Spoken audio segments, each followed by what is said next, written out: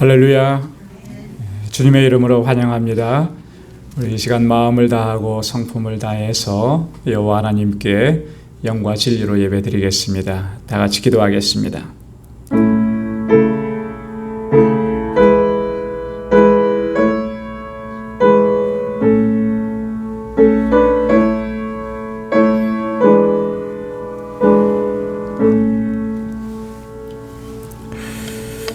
내 영혼아 여호와를 송축하라. 내 속에 있는 것들아 다 그 성호를 송축하라.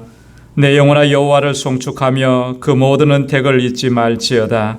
저가 내 모든 죄악을 사하시며 내 모든 병을 고치시며 내 생명을 파멸해서 구속하시고 인자와 긍휼로 관을 씌우시며 좋은 것으로 내 소원을 만족해 하사 내 청춘으로 독수리같이 새롭게 하시는도다.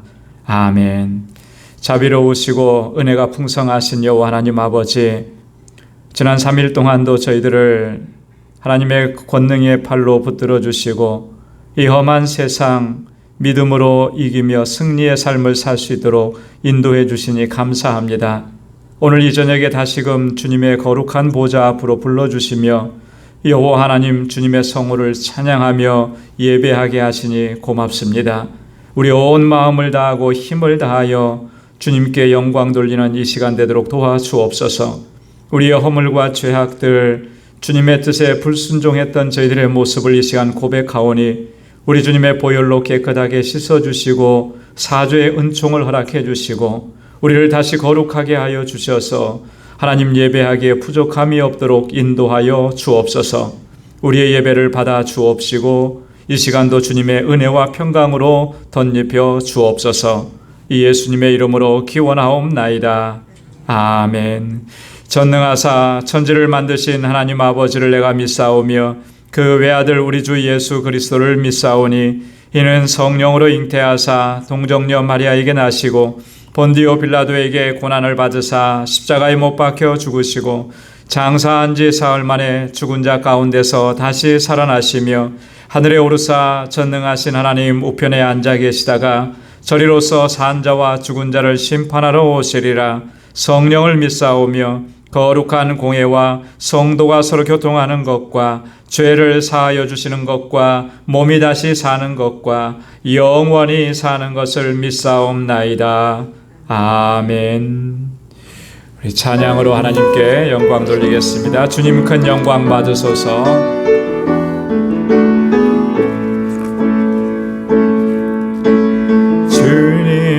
큰 영광 받으소서. 홀로 찬양 받으소서. 모든 이름 위에 뛰어난 그 이름 온 땅과 하늘이 다 찬양해. 겸손하게 우리 무릎 꿇고 주 이름 앞에 영광 돌리세. 모두 절하세. 독생자 예수 주님께 찬양 드리리. 모든 영광과 존귀와 능력 받으소서. 받으소서. 영광과 존귀와 능력 받으소서. 받으소서. 그리스도 살아계신 하나님 주님 큰 영광 받으소서. 홀로 찬양 받으소서. 이름 위에 뛰어난 그 이름 온 땅과 하늘이 다 찬양해. 겸손하게 우리 무릎 꿇고 주 이름 앞에 영광 돌리세. 모두 절하세. 독생자 예수 주님께 찬양 드리리. 모든 영광과 존귀와 능력 받으소서. 받으소서. 영광과 존귀와 능력 받으소서. 받으소서. 그리스도 살아계신 하나님, 모든 영광, 모든 영광과 존귀와 능력 받으소서. 받으소서. 영광과 존귀와 능력 받으소서. 받으소서. 그리스도 살아계신 하나님. 아멘. 모든 영광 살아계신 우리 주님께만 올려드립니다. 많은 사람들 함께 찬양하겠습니다.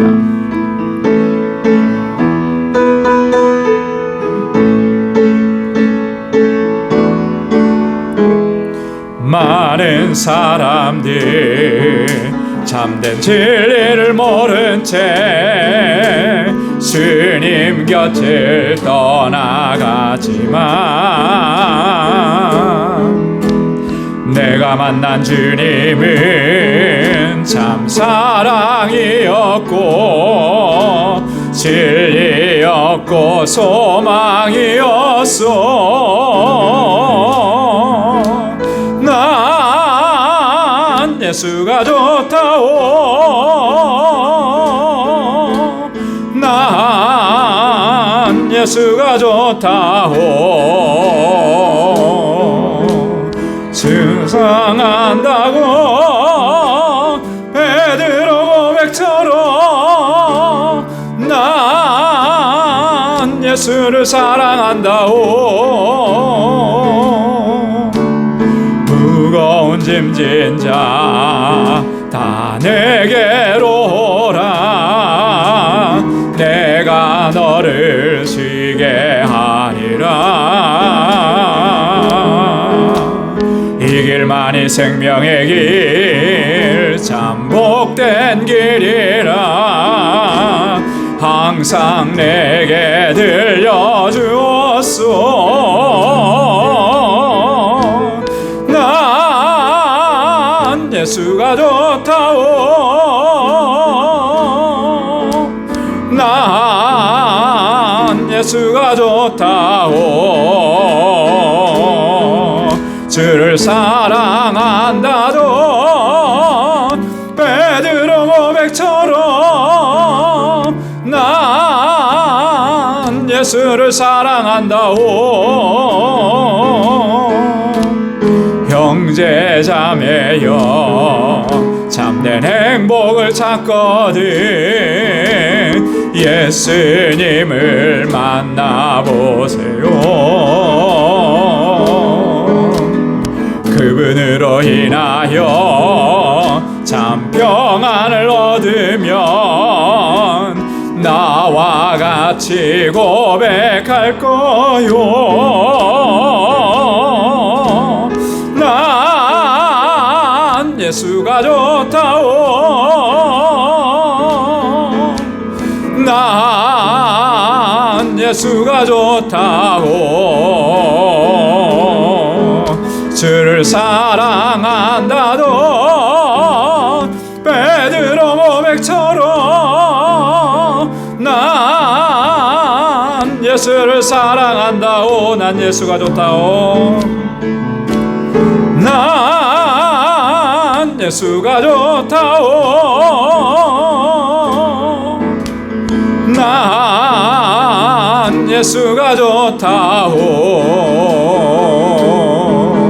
주를 사랑한다던 베드로 고백처럼 난 예수를 사랑한다오. 아멘. 죽을 때까지 우리 힘을 다해서 주님만을 사랑하는 저와 여러분 되기를 소망합니다. 듣는 사람마다 복음 전하여 힘차게 박수하면서 찬양하겠습니다.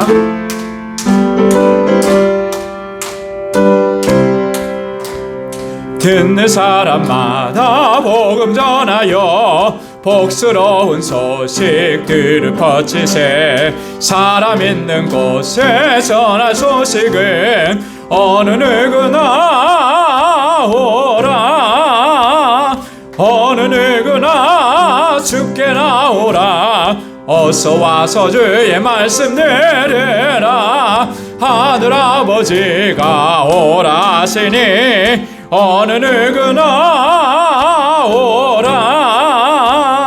오는 사람들은 지체 말고서 문 열었을 때에 들어오시오.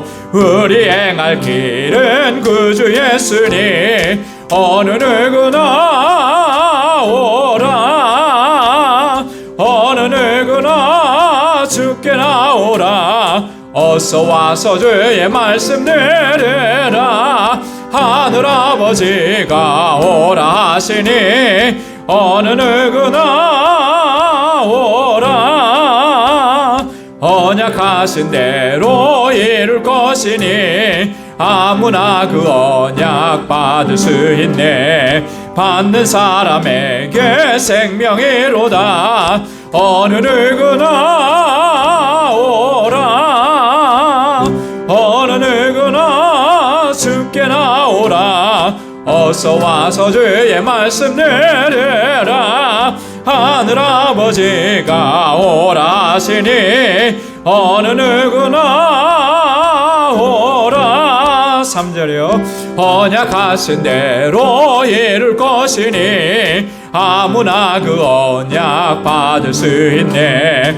받는 사람에게 생명이로다. 어느 누구나 오라. 어느 누구나 주께 나오라. 어서 와서 주의 말씀 들으라. 하늘아버지가 오라 하시니 어느 누구나 오라. 아멘. 세상 모든 사람들에게 주님의 복된 소식을 증거하는 우리 모두가 되기를 소망합니다.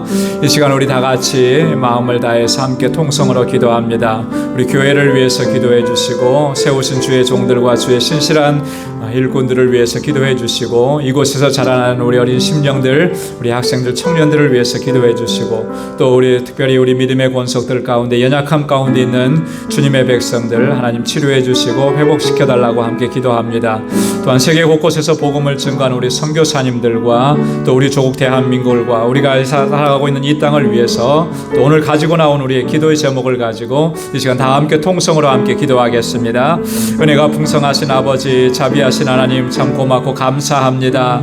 지극한 사랑으로 저희들을 사랑하시고 늘 주님의 품에 품어주시고 이 험악한 세상, 유혹과 시험이 많은 세상을 살지만 넉넉히 이겨낼 수 있도록 승리의 삶을 살아갈 수 있도록 늘 함께 동행해 주신 아버지 감사합니다. 오늘도 이 저녁에 아버지 사모하는 심령으로 주님 앞에 나와서 찬양하며 기도하며 예배하오니 아버지 하나님 주님께서 받으시는 참된 예배자로 저희들 서게 하시며 아버지 하나님 주님의 주시는 은총 가운데 강건해지도록 역사하여 주옵소서. 성령으로 충만하게 하여 주옵소서. 주님의 권능의 장중에 붙들어 주옵소서. 우리의 연약한 믿음을 불쌍히 여기시사 굳건하게 하여 주시고 강건한 믿음을 허락하여 주셔서 세상의 어떠한 세파와 유혹과 시험 가운데서도 결코 흔들리지 아니하며 넉넉히 승리하는 믿음의 용사들이 되게 하여 주옵소서. 우리의 삶의 현장은 아버지 하나님 영적 전쟁입니다. 아버지 하나님 이 전쟁에서 승리할 수 있도록 하나님의 전신갑주로 무장시켜 주시고 주의 성령께서 항상 붙들어 주옵소서. 무시로 성령 안에서 깨어 기도하며 늘 주님과 동행하는 삶을 살게 하시고 주의 말씀 의지하고 믿음으로 살아가도록 도와주옵소서. 우리 방주교회 하나님께서 뜻이 계셔서 이곳에 세우시고 지난 세월 동안 귀한 역사 이루시며 여기까지 인도하신 하나님 감사합니다. 아버지 하나님의 뜻하신 일들을 온전하게 이루어갈 수 있는 귀한 믿음의 공동체, 사랑의 공동체가 되게 하셔서 구원의 방주로서의 사명을 잘 감당하게 하시고 아버지 하나님 어두워져가고 아버지 사망 가운데 거해 있는 모든 백성들에게 진리의 빛을 증거하는 진리의 등대가 되게 하여 주시옵소서. 아버지 하나님 이 재단에 세워주신 하나님의 귀한 종들, 아버지 기름 부어 세우신 주의 신실한 일꾼들에게 능력과 권능으로 함께 하시고 아버지 앞에 늘 충성스러운 종으로 서게 하여 주시옵소서. 저희들의 수고와 헌신과 눈물과 땀을 기억해 주시고 저희의 눈물 어린 기도를 기억하여 주시고 아버지 저희의 헌신하는 마음을 받아주셔서 아버지 하나님 우리 방주재단이 든든하게 서갈 수 있도록 도와주시고 주님 오시는 그날까지 견고하게 서서 주의 사명 잘 감당할 수 있도록 도와주옵소서. 주의 종들에게 하나님 은혜를 더하시고 능력과 권능으로 함께하여 주옵소서. 모든 주님의 백성들, 사랑하는 권속들, 저들의 가정과 저들의 삶의 정황들을 주님 늘 함께하시고 등동자같이 지켜주시고 보호하시고 인도하여 주옵소서. 아버지 하나님 모두가 다 믿음으로 승리하는 주의 종들이 되게 하여 주옵시고 강건케 하여 주옵소서. 특별히 우리 사랑하는 자녀 손들과 이곳에서 자라나는 귀한 주의 백성들을 기억하여 주시사 아버지 하나님 저들에게 믿음을 더하시고 하나님 경외하는 마음을 허락하여 주셔서 정말 아버지 하나님 이 세대에 하나님께서 주신 사명을 감당하는 귀한 믿음의 일꾼들로 서게 하옵소서. 다니엘과 같은 믿음의 사람들, 기도의 사람들이 되게 하시고 능력 있게 주님 앞에 쓰임받게 하여 주옵소서. 아버지 하나님 아브라함과 같이 믿음으로 나아가게 도와주시고 솔로몬에게 주셨던 그 지혜를 저희들에게도 허락하여 주시옵소서. 아버지 하나님 지금도 세계 곳곳에서 주의 복음을 전가하는 사랑하는 주의 종들과 아버지 그 가족과 그 사역 위에 기름 부어주시고 하나님의 놀라우신 역사로 함께 하시고 아버지 하나님 그 땅에 생명의 역사가 일어나도록 인도하여 주옵소서. 우리의 떠나온 조국을 불쌍히 여겨주시고 이 혼돈의 시대에 아버지 바로 서게 하시며 모든 믿음의 권속들과 믿음의 종들과 주의 종들이 일어서서 이 민족이 나아갈 길을 밝히 비춰줄 수 있도록 도와주옵소서. 아버지 하나님 이 땅의 위정자들 함께하여 주옵소서. 하나님을 두려워할 줄 아는 마음을 갖게 하여 주시고 주님 앞에 견고하게 서서 하나님의 지혜를 구하며 믿음 안에서 살아가도록 도와주옵소서. 오늘도 주님 앞에 나와서 간절하게 간구하고 기도합니다. 사랑하는 주의 종들의 기도마다 하나님의 선하신 응답을 허락해 주시고 오늘도 주님의 주신 말씀으로 세임을 얻고 주님 앞에 새로운 결단으로 설 수 있도록 도와주시고 복음에 합당하게 살아가는 저희들 되게 하여 주시옵소서. 말씀하여 주시고 그 말씀으로 주의 은혜가 충만한 시간이 되도록 인도하여 주시옵소서. 감사합니다. 모든 영광 주님께 올려드립니다. 예수님의 이름으로 간절히 기도드리옵나이다. 아멘. 아멘. 할렐루야. 우리의 기도에 주님 선하신 응답을 또 허락해 주실 줄로 믿습니다. 오늘 이제 말씀으로 우리가 함께 은혜를 나누는 시간입니다. 오늘 함께 봉독할 말씀 로마서 1장 14절에서 17절까지 말씀입니다.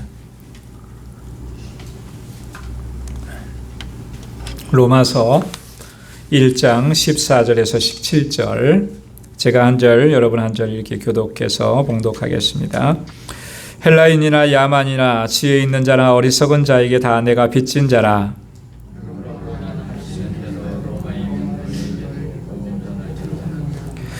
내가 복음을 부끄러워하지 아니하노니 이 복음은 모든 믿는 자에게 구원을 주시는 하나님의 능력이 됨이라. 첫째는 유대인에게요 또한 헬라인에게로다.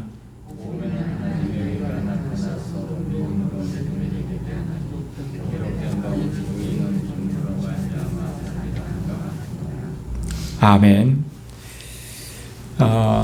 오늘 함께 봉독할 말씀을 나눌 이 본문의 말씀은 특별히 16절과 17절 말씀은요, 이 로마서의 중심 주제라고 이렇게 말씀을 드릴 수가 있습니다. 그리고 오늘 본문은 로마서 전체 서론의 이제 마지막 부분에 이제 해당이 되는 그런 말씀이죠.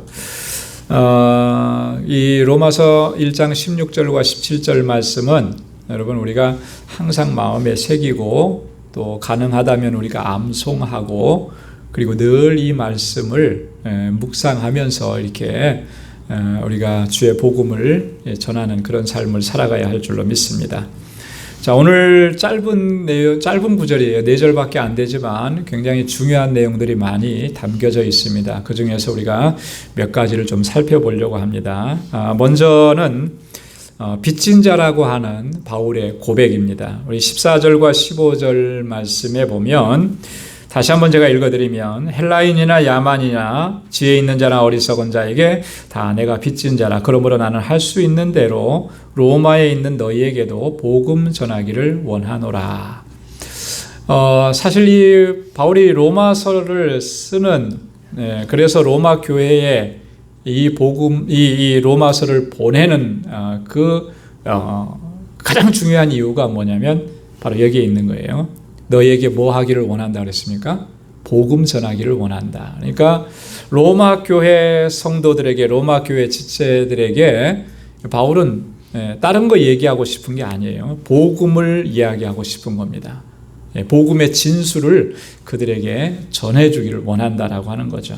자, 그런데 그 앞에 보면 바울이 먼저 나는 뭐라 그랬냐면 나는 빚진 자라 이렇게 얘기했습니다. 빚진 자라.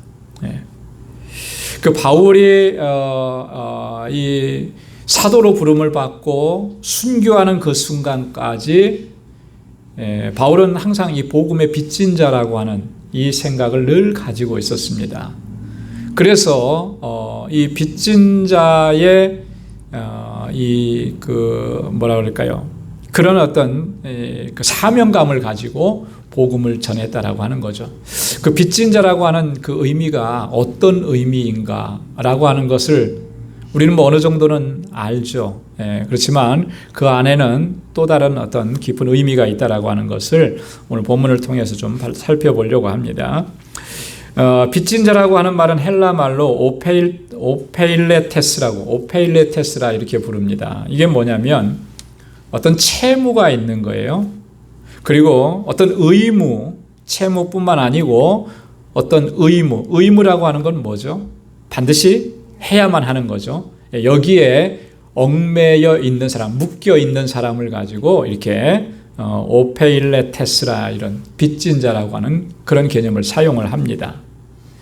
이것은 어떤 그 법정적인 그런 판단에 의해서 시시비비를 가려서 그것을 해야 된다. 그런 의미라기보다는 이런 의미예요. 도덕적이고 인격적인 의무를 감당해야 되는 그런 자라고 하는 그런 의미입니다. 도덕적인 책임, 또 내가 인격적으로 그것들을 다 감당해야 되는 의무, 이것을 가지고 있는 사람이다 라고 하는 그런 의미입니다. 그래서 이 빚진 자라 그러면 우리는 경제적인 그런 의미로 빚을 많이 생각을 하는데요. 여기서 말하는 그런 의미는 경제적인 의미의 빚을 얘기하는 거 아닙니다. 물론 경제적인 의미의 빚도 다 갚아야 되죠. 그죠? 자, 그런데 여러분 경제적인 의미로 내가 빚을 진 거는 어떻습니까? 그거를 채무를 다 변제하고 나면 어떻게 돼요? 편안해지는 거예요. 자유해지는 거예요. 그죠? 제가 미국에 처음 왔을 때 먼저 오신 선배님들이 항상 하는 말이 이 미국 생활은 뭐라 그래요? 빌로 산다고. 그래서 빌빌거린다 그러니 내야 될 그 빚이 너무나 많은 거예요. 그냥 알고 살다 보니까 그렇게 되더라고요. 이것도 해도 다 빚이에요. 다 갚아야 되는 거다. 다. 근데 그것이 갚을 것이 남아 있는 한에는 마음이 편안하지가 않아요. 그죠? 늘 부담입니다. 근데 그걸 다 변제하고 나면 홀가분하죠. 그래서 자동차 페이먼이 딱 끝나는 5년째 끝나는 날에는 그 자유함이라는 건 말로 표현할 수가 없는 거예요. 경제적인 빚은 그런 의미가 있습니다. 그런데 바울이 여기서 말하고 있는 그 빚진 자에서 빚의 의미는 그런 게 아니라는 거죠. 스스로의 힘으로는 청산이 불가능한 갚지 못할 부채라고 하는 그런 개념이 이 속에 담겨져 있습니다. 그럼 도대체 그게 뭘 의미하는 건가? 갚지 못할 부채라고 하는 거. 그러면 늘 그런 어떤 이 눌리는 마음으로 살아야 된다라고 하는 건가? 사실 그런 부정적인 의미보다는 비유로 설명하면 이런 거예요. 여러분, 이 부모님의 사랑, 부모님의 은혜 어떻습니까? 그거 다 갚을 수 있습니까? 다 갚을 수 없어요. 그죠? 우리가 아무리 효도를 다 한다고 해도 나를 낳아주시고 나를 길러주시고 양육해주시고 나를 위해서 헌신해주신 부모님의 그 사랑과 은혜는 다 갚을 수가 없어요. 그렇기 때문에 우리가 다 갚을 수 없기 때문에 우리가 항상 최선을 다해서 효도했어도 이만큼 하면 됐지, 이만하면 됐다 이런 생각을 할 수 있는 겁니까? 할 수 없는 거예요. 그죠? 내가 이만큼 부모님에게 효도했으면 됐지, 더 이상 어떻게 할 수 있냐, 그렇게 할 수 없는 거죠. 나를 위한 부모님의 사랑과 헌신, 그 부모님의 은혜를 생각한다면, 제대로 그것을 이해하고 있다면 그렇게 말할 수가 없는 거예요. 그래서 늘 최선을 다하고 나서도 마음 한 곳에는 뭐가 있어요? 부족한 거예요. 최선을 다한 것 같은데도 늘 죄송함이 있는 거예요. 그런 느낌을 가지는 심적인 상태를 이야기하는 것입니다. 빚진 자라고는. 무슨 의미인지 조금 이해가 되시죠? 바울은 그런 거예요. 그렇기 때문에 그가 빚진 자의 심정으로 사역을 감당하면서 사실 바울처럼 그렇게 사역했으면 이만하면 됐지라고, 나 이제 리타이어 해야지 이렇게 할 수도 있는데 바울은 그렇게 하지 않았다는 거예요. 그렇게 죽을 고비를 수없이 많이 넘기면서도 마음속에는 뭐가 있는 거예요? 늘 부족함이 있는 거죠. 늘 죄송함이 있는 거예요.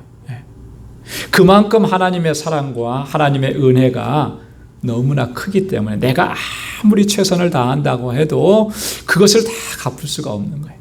복음의 사명을 내가 다 최선을 다해서 했다고 해도 그것이 족한 것이 못 된다라고 하는 그런 심정을 가지고 바울은 복음을 전했고, 여기서 빚진 자라고 하는 의미는 바로 그런 의미를 담고 있다라고 하는 거예요. 자, 여기에서 바울이 복음 전파에 대해서 그가 얼마나 철저한 사명감을 가지고 있는지를 우리가 확인할 수가 있는 것입니다. 바울은 여기서뿐만 아니고 그의 서신서 곳곳에서, 그리고 누가가 기록하고 있는 바울의 선교 사역을 통해서 보면 바울은 항상 그 마음이었어요. 복음을 전하는 데 있어서는 물불을 가리지 않았고 언제나 철저했고, 그 사명감은 그 어느 누구도 따라갈 수가 없었다라고 합니다. 자, 고린도전서 9장 16절에서 바울이 그렇게 얘기했습니다. 우리 한번 같이 읽어볼까요? 시작. 내가 복음을 전할지라도 자랑할 것이 없으면 내가 부득불할 일임이라. 만일 복음을 전하지 아니하면 내게 화가 있을 것임이로라. 아멘. 자, 복음 전하는 것은 어떻게 하는 거예요? 내가 복음을 전해도 그거 자랑할 수 있다 그랬어요? 없다 그랬어요? 자랑할 수 없다 그랬어요. 자랑할 수가 없는 거다. 내가 부득불해야 할 일이다라고 하는 거예요. 해야 할 일인 건데, 해야 할 일을 했을 뿐인데 그걸 내가 어떻게 자랑할 수 있겠느냐. 바울은 그런 거예요. 그리고 만일 내가 복음을 전하지 않는다면 내게 화가 임할 것이다. 바울은 이런 절박함을 가지고 복음을 증거했다라고 하는 거죠.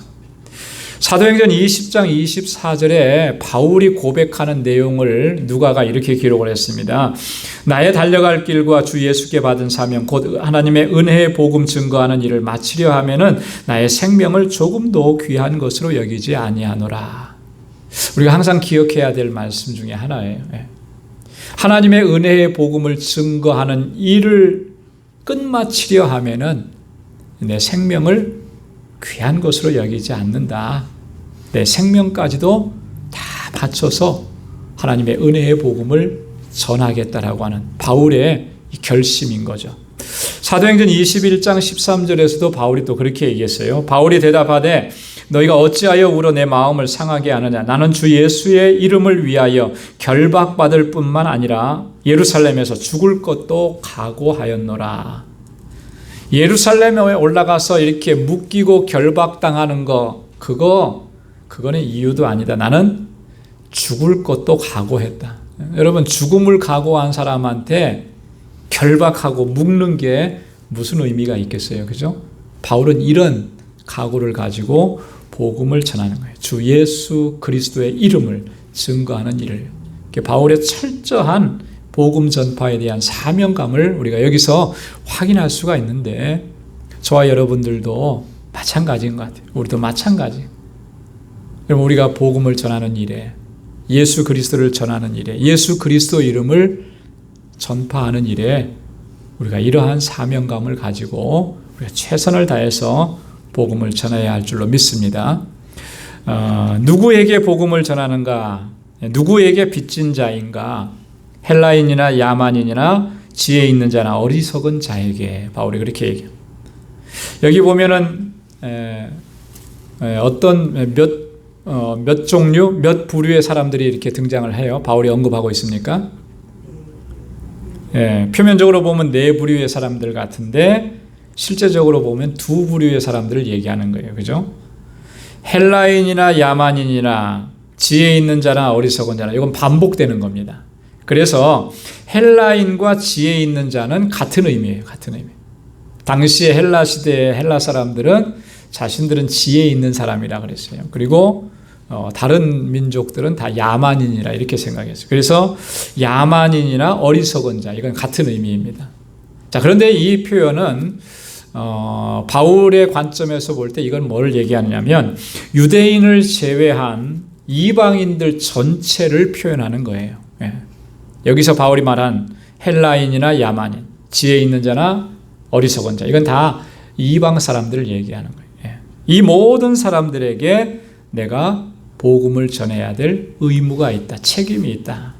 그래서 저들에게 내가 복음을 전한다. 그래서 바울은 이방인의 사도로 부름을 받고 그런 땅끝까지 가서 주의 복음을 전하려고 그렇게 계획을 했죠. 물론 하나님께서 계획하신 바울의 땅끝은 바로 로마였대요. 로마에서 순교를 하게 되는 거죠. 자, 바울이 어느 정도로 정말 복음에 대한 열정을 가지고 누구에게나 복음을 전하려고 그가 어떤 자세를, 어떤 태도를 취했는지를 고린도전서 9장에 보면 잘 나타나 있어요. 여러분, 고린도전서 9장 20절에서 23절 말씀을 한번 찾아서 같이 한번 읽어보겠습니다. 제가 이거는 좀 길어서 기록을 하지 않았는데요. 한번 찾아보십시오. 로마서 9장 20절에서 고린도전서 9장 20절, 23절 우리 한 목소리로 같이 한번 읽어보겠습니다. 고린도전서 9장 20절에서부터 23절까지요. 시작. 유대인들에게는 내가 유대인과 같이 된 것은 유대인들을 얻고자 함이요 율법 아래 있는 자들에게는 내가 율법 아래 있지 아니하나 율법 아래 있는 자같이 된 것은 율법 아래 있는 자들을 얻고자 함이요 율법 없는 자들에게는 내가 하나님께는 율법 없는 자가 아니요 도리어 그리스도의 율법 아래 있는 자나 율법 없는 자와 같이 된 것은 율법 없는 자들을 얻고자 함이라. 약한 자들에게는 내가 약한 자와 같이 된 것은 약한 자들을 얻고자 함이요 여러 사람에게 내가 여러 모양이 된 것은 아무쪼록 몇몇 사람을 구원코자 함이니 내가 복음을 위하여 모든 것을 행함은 복음에 참여하고자 함이라. 아멘. 유대인들에게는 내가 유대인들과 같이 된 것. 왜 그렇게 됐습니까? 유대인들을 얻고자 함이라는 거예요. 율법 아래 있는 자들에게는 내가 율법 아래 있지 않지만 마치 율법 아래 있는 사람처럼 행한 것. 왜요? 율법 아래 있는 사람, 그 사람도 복음으로 말미암아 구원받아야 되기 때문에 율법 없는 이방인들처럼 내가 된 거, 저들도 하나님 앞에 나와서 복음으로 말미암아 구원함을 얻어야 되겠다. 여러 사람들에게 내가 여러 모양으로 된 것은 그들을 얻기, 그들이 구원받기를 위해 그들과 같이 먹고 같이 생활하고 그러면서 그들이 복음으로 말미암아 구원함을 얻어요. 여러분, 우리가 그 사람과 같이 되지 않으면 결코 그 사람을 얻지 못합니다.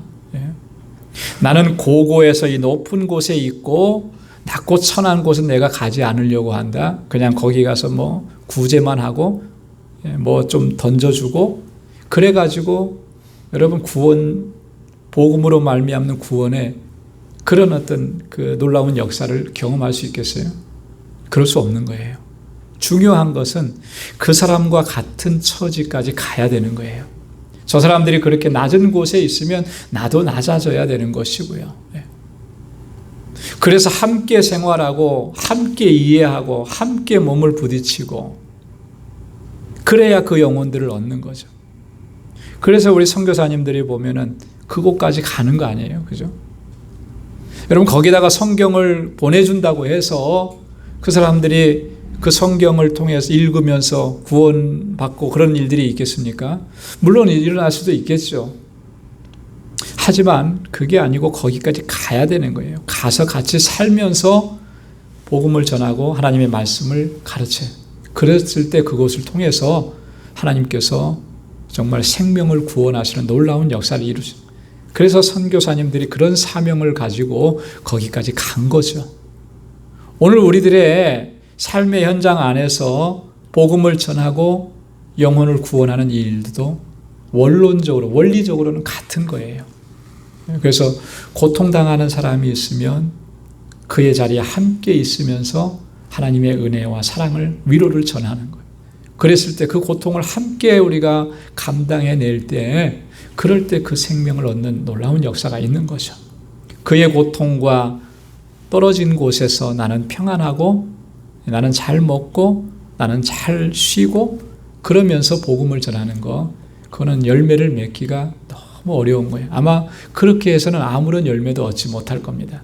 그렇게 해서 열매를 얻을 수 있다면 보내시지 않죠, 하나님께서. 그죠? 네.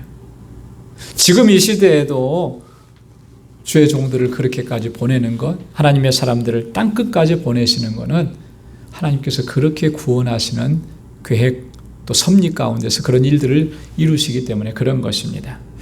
오늘 바울이 이렇게 이런 자세로 복음을 전했다라고 하는 거 우리가 꼭 기억하고 또 그렇게 우리도 복음을 증거하는 삶을 살아갈 수 있기를 바랍니다. 자, 15절에 보면 두 번째로 로마에 있는 너희에게도 복음 전하기를 원하노라. 처음 우리가 로마서 시작하면서 이 부분도 잠깐 언급을 했습니다. 이미 로마에는 교회가 있었고 그들은 예수 그리스도를 주로 고백하는 그런 믿음의 공동체였는데 그들에게 내가 복음을 전해야 한다. 복음 전하기를 원한다. 바울이 이렇게 말하고 있다라고 하는 거예요. 왜 그럴까?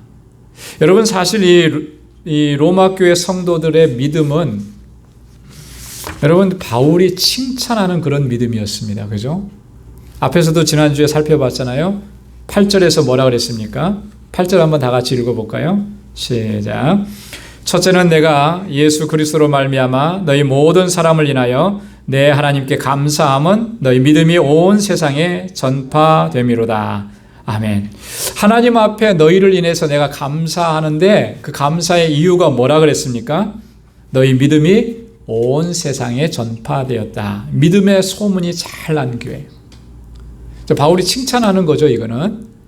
자, 그런데 이렇게 칭찬을 아끼지 않았는데 너희에게도 내가 복음 전하기를 원한다. 이게 도대체 무슨 의미일까? 두 가지로 생각을 해볼 수 있습니다.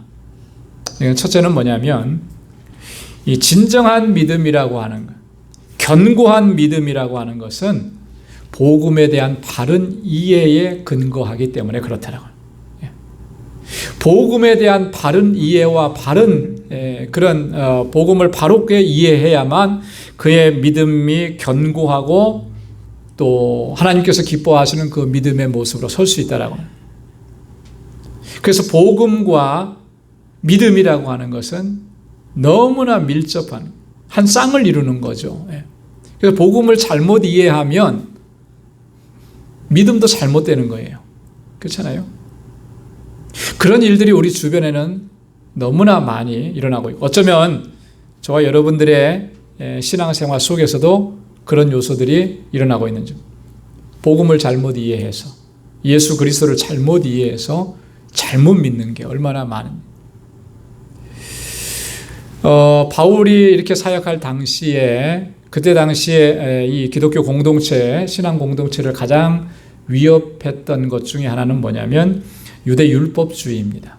그죠? 그래서 바울이 복음을 전하고 교회를 세우면 항상 유대인들이 쫓아와서 회방을 낳는데 그들이 주장하는 것은 그거예요.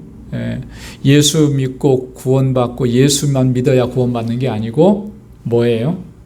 율법도 지켜 행해야 된다. 할례도 행해야 된다. 공로를 쌓아야 된다. 율법주의는 행위 구원을 강조하는 거거든요. 이런 것들이 사실 오늘 우리 기독교 공동체 안에, 현대 그리스도인 안에도 많이 여전히 남아있는 경우가 많아요. 그죠? 믿음으로만 구원받고, 그래서 그 믿음으로 사는 것이 아니라 내가 어떤 공로를 많이 쌓고 선한 일을 많이 해야 그 구원이 완성된다, 이렇게 생각하는 사람들이 적지 않다라고 하는 거예요.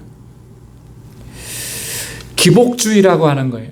예수 믿으면 복 받는다 그러니까 이 땅에서 잘 되고 형통하고 출세하고 부자 되고, 예수 믿으면 복 받습니다라고 하는데 그 복이라고 하는 것을 이 세상에 있는 물질적인 것으로 한정을 시켜서 그렇게 얘기하고, 이런 기복주의 신앙, 이런 거 복음을 다 잘못 이해했기 때문에 그런 거예요.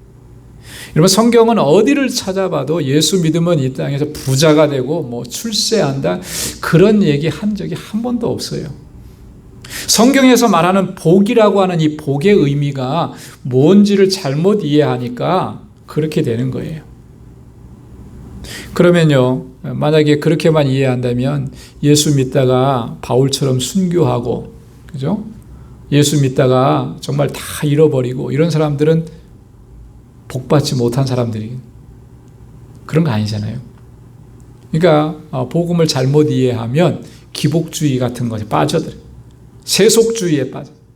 세상의 원리나 이런 것들 다 들여오면서 그것이 하나님을 제대로 섬기는 원칙이다라고 이렇게 세속주의를 들여오고, 그래서 이렇게 성장, 교회 성장주의, 이런 것들로만 이렇게 신앙을 몰아가는 거, 이런 게 다 잘못. 극단적인 종말론 같은 거예요. 요즘 시대가 하도 어수선하다 보니까 그런 일들도 많이 또 발생하는 것 같아요. 여러분, 이런 모든 것들이 다 뭐냐면 복음에 대한 잘못된 이해 때문에 그런 거예요. 그래서 이 복음에 대한 바른 이해가 바로 건전한 믿음, 건강한 믿음, 하나님께서 인정하시는 그 믿음을 견고하게 세워간다라고 하는. 그렇기 때문에 바울이 너희에게도 내가 복음을 전하기를 원한다.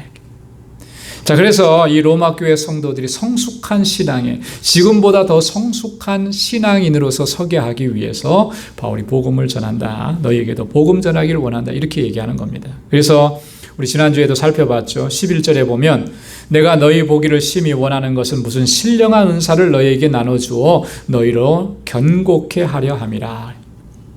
여기서 바울이 얘기한 신령한 은사가 뭐라 그랬습니까? 지난번에 말씀드렸는데요. 신령한 은사가 뭐라 그랬죠? 복음이라 그랬죠. 그죠? 복음이. 너희에게 이 신령한 은사, 복음을 너희에게도 나눠 주어서 너희로 어떻게 하기 위한다? 견고하게, 이 복음으로 말미암아 너희가 견고하게 서기를 원한다. 자, 그 다음에 이제 16절과 17절에서는 복음의 능력에 대해서 바울이 말씀을 합니다. 자, 16절, 17절 말씀을 우리 다시 한번 같이 한 목소리로 한 번 더 읽어볼까요? 시작. 내가 복음을 부끄러워하지 아니하노니 이 복음은 모든 믿는 자에게 구원을 주시는 하나님의 능력이 됨이라. 첫째는 유대인에게요 또한 헬라인에게로다. 복음에는 하나님의 의가 나타나서 믿음으로 믿음에 이르게 하나니 기록된 바 오직 의인은 믿음으로 말미암아 살리라 함과 같으니라. 아멘. 자, 먼저 여기서 바울이 뭐 얘기하냐면 내가 복음을 부끄러워하지 않는다. 그렇게 복음을 부끄러워하지 않는다.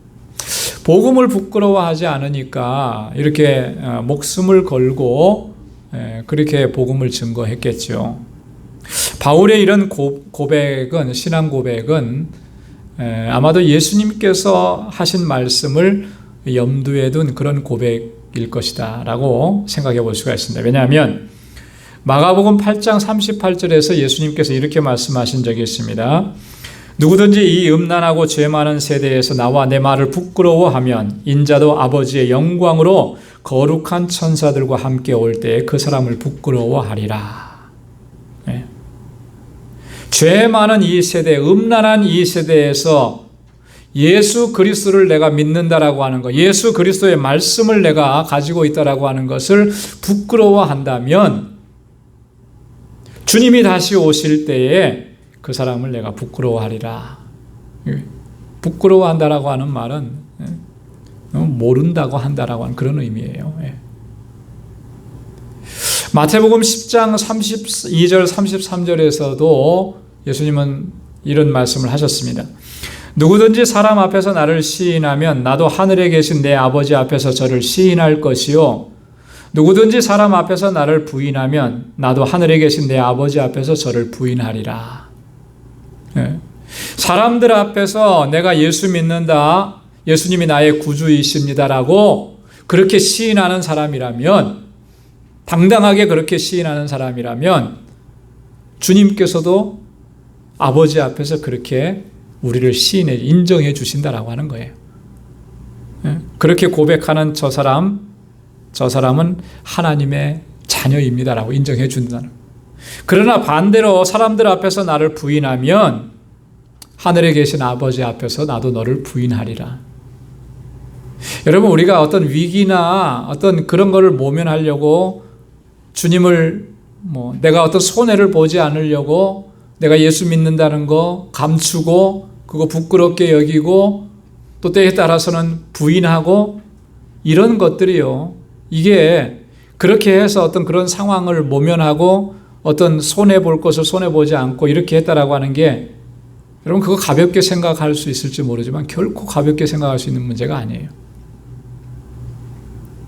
우리가 느끼든지 느끼지 못하든지 간에 이게 하나님의 나라에서 하나님 아버지와 우리 주 예수 그리스도의 관계 안에서 어떤 일들이 일어나고 있는지를 예수님이 이미 다 이렇게 말씀해 주신 거예요.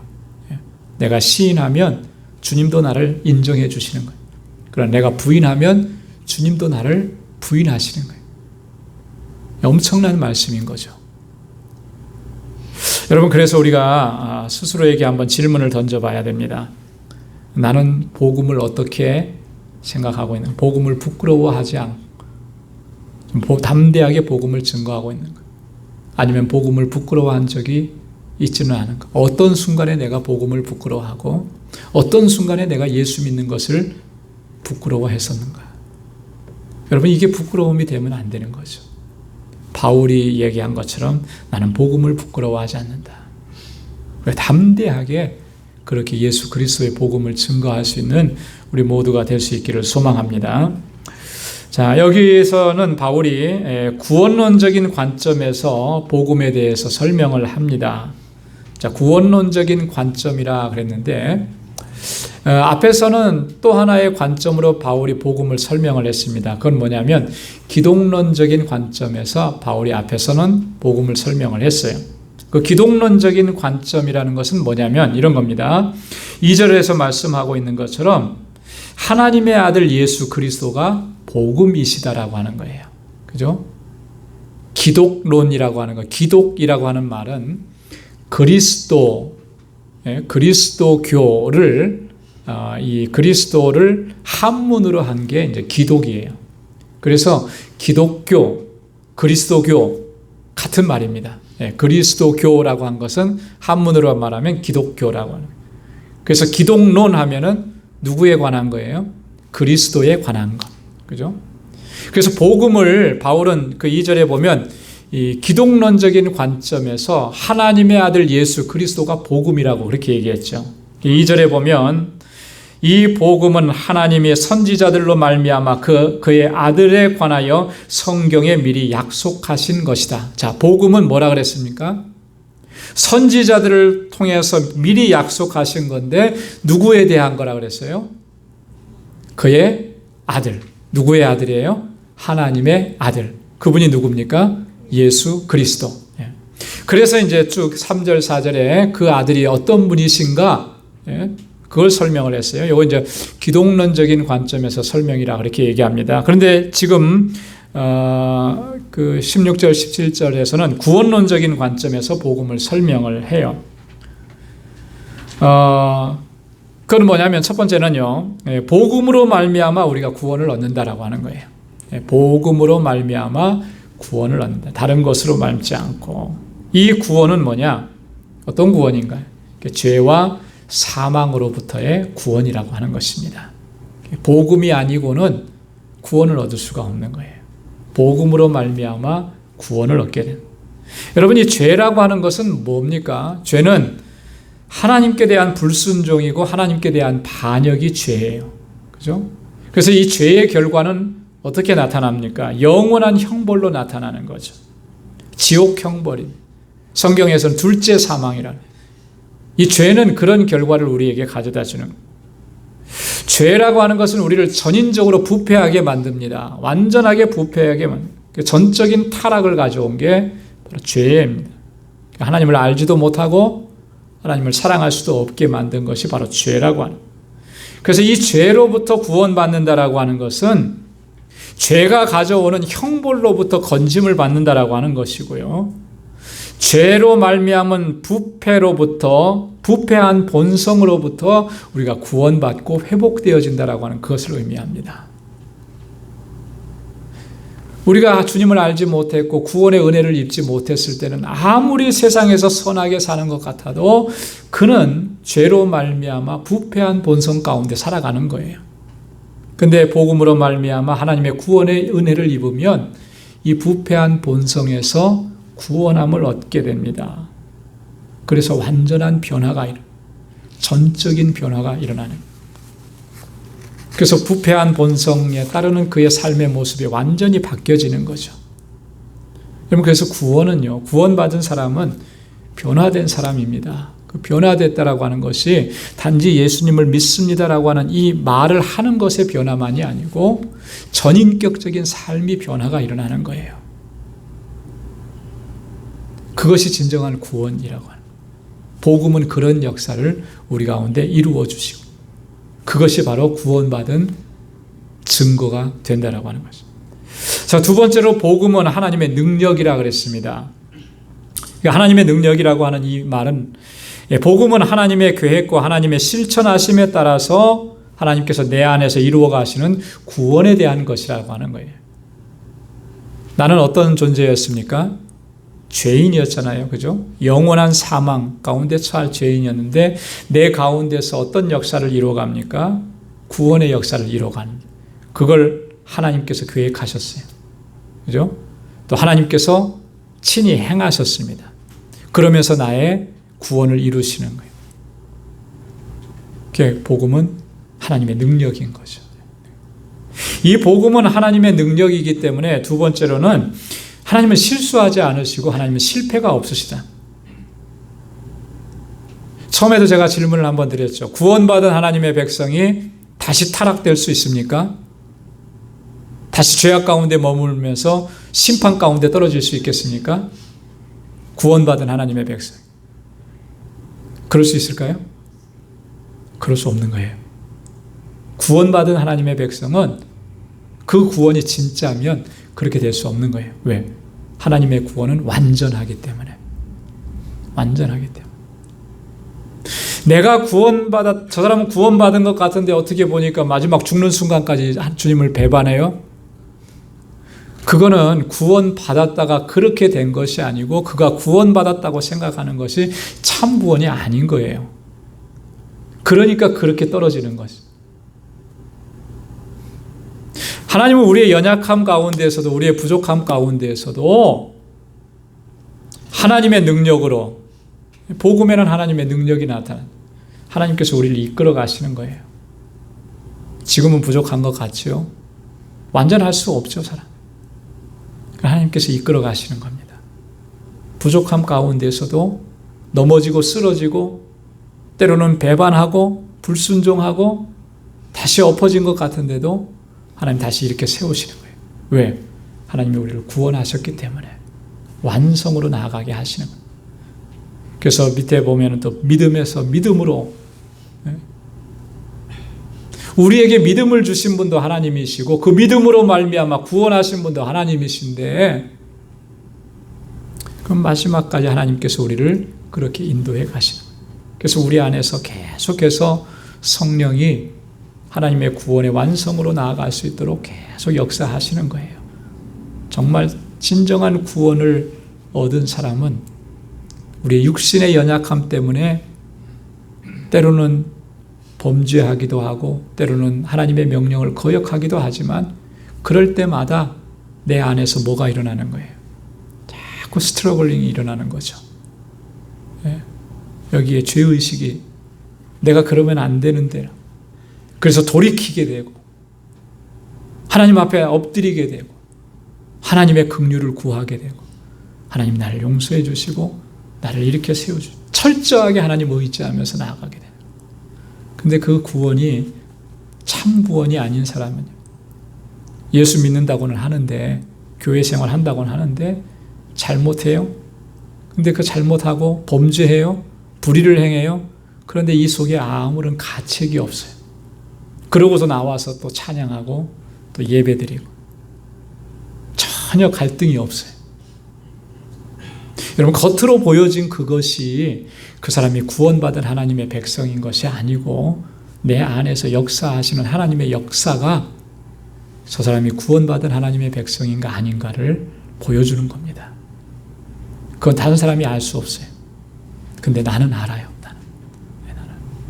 왜냐하면 내 안에서 그런 갈등이 있고 번민이 있고 부르짖음이 있기 때문에. 복음은 하나님의 능력이라고 하는 것이 그런 거예요. 하나님의 능력이기 때문에 실수하지 않으시고 실패하지 않으시고 하나님의 지혜와 하나님의 열심으로 나를 구원의 완성으로까지 이끌어 가신다. 자, 여기서 또 바울은 복음의 보편성과 특수성을 얘기하는데, 보편성이라고 하는 것은 간단하게 설명하겠습니다. 모든 믿는 자에게 구원을 주신다. 모든이라는 거예요. 모든. 예외가 없다라고 하는 거예요. 차별이 없다라고 하는 거예요. 복음의 특수성이라고 하는 것은 뭐냐면 모든 사람들에게 구원의 문을 활짝 열렸지만, 그래서 복음은 그 모든 사람에게 전해져야 되지만 구원받는 사람은 누구예요? 오직 믿는 사람들만. 이게 복음의 특수성입니다. 복음이 전해졌다고 해서 다 구원받는 게 아니고 오직 예수 그리스도를 믿음으로 영접한 사람, 그 사람만이 구원받게 된다라고 하는 거예요. 복음은 그런 역사라고. 그래서 복음의 특수성이라 이렇게. 복음 이외에는 다른 것으로는 구원을 얻을 수가 없다라고 하는 그런 의미. 자, 17절에는 복음에는 하나님의 의가 담겨져 있다 그랬습니다. 이 하나님의 의라고 하는 것이 굉장히 중요한 주제인데 나중에 한번 기회가 되면 이 부분을 좀 더 깊게 한번 살펴보기를 원합니다. 주로 바울이 로마서에서 이 하나님의 의에 대해서 집중적으로 얘기합니다. 로마서 외에 다른 곳에서는요, 이 고린도후서 5장 21절 여기서 한 번만 얘기를 해요. 로마서에서만 이 하나님의 의를 얘기하는데 오늘 로마서 1장 17절 그리고 로마서 3장 21절에서 또 26절 여기에 이제 집중적으로 얘기를 합니다. 이 하나님의 의라고 하는 것은 간단하게 설명하면 이런 것을, 죄의 세력을 멸하시고 복음으로 말미암아 죄인들을 의롭다 하시고 구원에 이르게 하시는 하나님의 행위, 이것을 하나님의 의라. 죄인을 이 죄의 세력 가운데서 구원해 내셔서 그를 의롭다고 하십니다. 누구로 말미암아? 예수 그리스도의 십자가의 구속의 사건으로 말미암아 의롭다 하시고 구원에 이르게 하시는 하나님의 모든 그런 행위, 그것을 하나님의 의라 이렇게 해요. 자, 그래서 믿음으로 믿음에 이르게 하시는 하나님의 역사를 하나님의 의라 이렇게 얘기하는 거예요. 여러분, 믿음에서 믿음으로, 믿음으로 믿음에 이르게 한다. 무슨 의미겠습니까? 첫 번째 믿음으로라고 하는 믿음은 뭐고, 두 번째 믿음에라고 하는 그 믿음은 뭘 얘기하는 거겠습니까? 여기 보면은 믿음으로라고 했어요. 믿음으로. 첫 번째는 그 믿음으로라고 하는 말은 이런 의미입니다. 믿음에서부터라고 하는 그 헬라어 용법에 보면 그 앞에 그 피스테오스라고 하는데 그 에크라고 하는 말은 전치사거든요. 이 전치사인데 의미가 뭐냐면 근원을 나타내는 전치사예요. 뭐뭐에서부터라고 하는 그런. 그래서 믿음에서부터 시작된다. 하나님의 의가 주어지는 근원이 뭐냐면 그것은 바로 믿음이다라고 하는 그런 의미입니다. 이 믿음이라고 하는 것은 예수 그리스도를 나의 구원자로 고백하는 믿음을 얘기하고 복음을 받아들이고 신앙생활을 시작하게 하는 그 믿음을 의미하는 거예요. 자, 그래서 우리에게 복음이 주어졌을 때 이 믿음도 또한 하나님께서 우리에게 주셔서 예수 그리스도를 영접하고, 그죠? 나의 구주로 고백할 수 있게 합니다. 그 믿음을 얘기합니다. 여기에서부터 우리의 신앙생활이 시작이 되었고, 여기에서부터 우리의 믿음의 생활이 시작이 되었습니다. 자, 그리고 그 믿음은 또 믿음에 이르게 한다라고 했잖아요. 그건 믿음의 방향성을 얘기하는 거예요. 이렇게 믿음으로 말미암아 구원받은 하나님의 자녀가 되었을 때 그 방향은 궁극적으로 어디를 지향하느냐라고 하는 거죠. 믿음을 가진 성도가 지향해야 되는 그런 믿음의 상태, 이것을 믿음에 이르게 한다 이렇게 표현한 건데, 믿음은 구원의 완성을 의미하는 거예요. 그래서 우리가 예수 그리스도로 말미암아 의롭다함을 얻고, 의롭다함을 얻은 하나님의 백성들은 이 땅에 사는 날 동안에 어떤 삶을 추구하게 됩니까? 점점 어떻게 되어가냐면 거룩해져 가는 거예요. 성화라 그래요. sanctification이라고 그러죠. 그리고 이 성화의 과정을 걸어가면 마침내 도달하게 되는 것은 어디예요? 구원의 완성인 영화에 glorification에 이르게 되는 거죠. 이 모든 과정. 그래서 성화를 거쳐 영화에 이르게 되는 것을 믿음에 이르게 한다 이렇게 표현을 하는 것입니다. 그래서 하나님의 의는 결론적으로 얘기하면 이거예요. 성도의 믿음의 시작과 완성. 하나님의 의는 우리의 믿음의 시작이고 우리의 믿음의 완성, 그 모든 과정을 이끌어 가시는 하나님의 능력이고 하나님의 행위고 하나님의 역사하심이다라고. 그런 하나님의 역사하심이 있기 때문에 우리가 마침내 구원의 완성에까지 이르고 그 영화로운 자리에까지 서게 되는 줄로 믿습니다. 그래서 바울이 마지막으로 그렇게 얘기하죠. 하박국 2장 4절을 인용하면서 오직 의인은 무엇으로 말미암아 살리라? 믿음으로 말미암아 살리라. 믿음으로 여기서 믿음으로 말미암아 산다라고 하는 것은 이런 거예요. 하나님의 말씀에 의지해서, 전적인 하나님의 은혜에 의지해서 하나님께 온전한 신뢰, 하나님을 온전히 신뢰하고 하나님께 순종하면서 살아가야 된다라고 하는 말씀을 의미하는 것입니다. 저와 여러분들이 하나님께서 주신 복음으로 말미암아 우리에게 허락해 주신 이 놀라우신 구원의 은혜, 우리에게 의의 옷을 입혀주신 이 놀라우신 은총을 늘 기억하고 감사하면서 그렇게 우리를 부르신, 그렇게 우리를 은혜 가운데로 인도해 주신 그 은혜에 합당하게 하나님께 영광 돌리면서 믿음으로 살아가는 저와 여러분들이 될 수 있기를 주님의 이름으로 축원합니다. 기도하겠습니다. 아버지 하나님, 참 고맙고 감사합니다. 오늘 이 저녁에도 이렇게 저희들을 사랑하셔서 하나님 주님의 말씀을 같이 묵상하게 하시고 복음으로 말미암아 우리를 구원하신 하나님의 이 놀라우신 은혜가 얼마나 귀하고 값진 것인지를 다시 한번 저희들이 깨닫게 해주셔서 고맙습니다. 이제 온전히 믿음으로 살아갈 수 있도록 도와주옵소서. 나를 구원하시고 나를 사랑하시고 내게 은혜 베풀어 주신 하나님을 전적으로 신뢰하고 의지하고 그렇게 믿음으로 살아가고 하나님께서 우리를 부르시는 마지막 그 순간까지 하나님 믿음으로 정진하는 저희들이 되게 하여 주옵소서. 오직 의인은 믿음으로 말미암아 살리라 말씀하신 것처럼 오늘 우리도 믿음으로 사는 우리 방주의 모든 권속들이 되게 하여 주옵소서.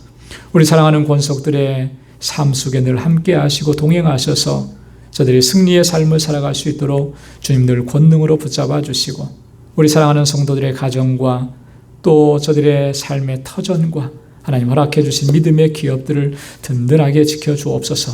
오늘 이 하루도 육신의 모든 피로 깨끗하게 씻어주시고 주님 안에서 참 평안을 허락해 주시고 또 내일 복된 새날을 맞이할 수 있도록 하나님 은혜 베풀어 주옵소서.